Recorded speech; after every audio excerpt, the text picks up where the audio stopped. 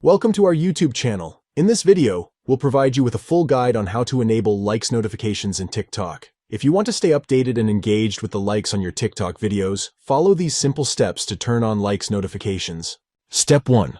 Open the TikTok app on your device. Step 2. Tap on the profile icon located in the bottom drawer.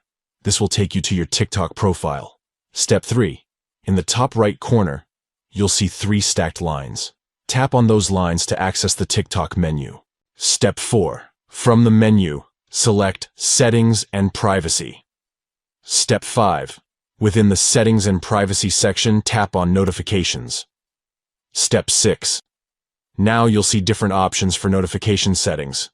To enable likes notifications, find the Interactions category and enable the Likes option. By following these steps, you can easily turn on likes notifications on TikTok, allowing you to stay updated and engaged with the likes on your videos. Enabling likes notifications can help you gauge the popularity and reception of your TikTok content. You'll be notified whenever someone likes your videos, giving you a sense of appreciation and allowing you to connect with your audience. Thank you for watching, and enjoy staying connected with your TikTok audience through likes notifications.